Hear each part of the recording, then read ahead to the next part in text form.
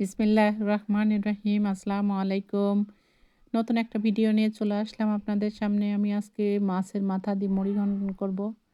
রুই মাছের মাথা আমি এখন মুগের ডাল ভেজে ধুয়ে নিয়েছি।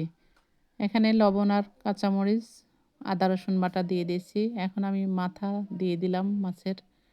এখন এটা আমি পানি দিয়ে 2 কাপ পানি দিয়ে সিদ্ধ করে নিব। এখানে 250 গ্রামের মতো ডাউল আছে। এখন আমি এটা সিদ্ধ করে নিয়ে ফিরে আসছি। প্রেসার কুকারে দিলে খুব তাড়াতাড়ি সিদ্ধ হয়ে যায়। এখানে কড়াইতে আমি পেঁয়াজ দিয়ে দিলাম, তেল দিয়ে দিচ্ছি।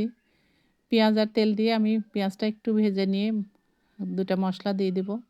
এলাচের ফল দিয়ে দেব। দিয়ে সুন্দর করে মশলাটা কষায় নেব। এখানে মশলাটাই কষানোটাই মেন। ভালোভাবে মশলাটা কষায় নিয়ে আমি প্রেসার কুকার থেকে সিদ্ধ ডাউলগুলো দিয়ে দেব। ডাউল আর মাছের মাথা। এখন আমি এখানে হলুদ দিয়ে দিচ্ছি। এখানে আমি ধনিয়ার গুঁড়া, মশলার গুঁড়া, শুকনা মরিচের গুঁড়া, এখন এখানে আদার গুঁড়া একটু দিয়ে দেব। দিয়ে এটা একটু পানি দিয়ে কষায় নিতে হবে।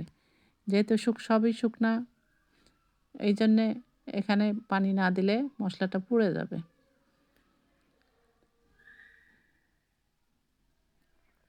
এখানে বাটা মশলা থাকলে তাহলে আর পোড়ার ভয় থাকতো না। গুঁড়া মশলা তো একদমই শুকনা, তেলের মধ্যে পড়লে এটা পুড়ে যাওয়ার সম্ভাবনা থাকে।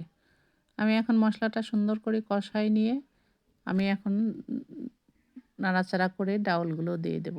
আপনারা যদি লাইক দিতে ভুলে যান, অবশ্যই লাইক দিয়ে কন্টিনিউ করতে থাকেন। ফেসবুক থেকে দেখলে অবশ্যই ফলো করবেন। ইউটিউব থেকে দেখলে সাবস্ক্রাইব করবেন ভিডিওটা যদি ভালো লাগে। আমার ডাউল মাথা এগুলো সবাই সিদ্ধ করে নিছি, পানিও শুকায় গেছে। আমি এটা কড়াইতে এখন দিয়ে দিচ্ছি। মশলাগুলো কষায় উপরে তেল ভেসে উঠছে। সবসময় আমি কম মশলা কম তেলে রান্না করি, সবাই তো জানেন। আমি খুব একটা তেল ব্যবহার করি না। যেটুকু প্রয়োজন তার চেয়ে কম দেওয়ার চেষ্টা করি, কিন্তু বেশি দেওয়ার চেষ্টা করি না। যেহেতু এখন সব কিছুই ভেজাল, এখন আমরা বেঁচে আছি, এটাই অনেক। এখন মাথাটা ভেঙে দিতে হবে। গোটা মাথা থাকলে ডাউলে টেস্ট আসবে না। কেউ দেখা যায় গোটাই মাথা রেখে দেয়, এর মধ্যে ডাউল দিয়ে রান্না করে নেয়। আমার কাছে মনে হয় যেহেতু মুড়ি ঘন্টন, এটা গোটা মাথা ভেঙে দিয়ে ডাউল দিয়ে রান্না করলেই সবচেয়ে ভালো হয়। খেতেও বেশ মজা লাগে। এটা একবার হলেও আপনারা করে খেয়ে দেখবেন, ইনশাআল্লাহ ভালোই লাগবে। আমি মাথাগুলো সবগুলো ভেঙে দিলাম। এখন আমি ডাউলগুলো সব ঢেলে দিলাম। মুগের ডাল দিয়ে মুড়িঘন্টন হয়। কেউ দেখা যায় আলু এর সঙ্গে মিশায়ে দেয়। আমার মনে হয় শুধু ডাউল দিয়ে করলেই বেশি ভালো হয়। আমি এখন একটু জিরার গুঁড়া দিয়ে দেব। জিরার গুঁড়া দেওয়া হয়নি। এখানে একটু মশলার গুঁড়া দিয়েছি, আদার গুঁড়া, হলুদ, লবণ, মরিচ সবই দেওয়া হয়েছে।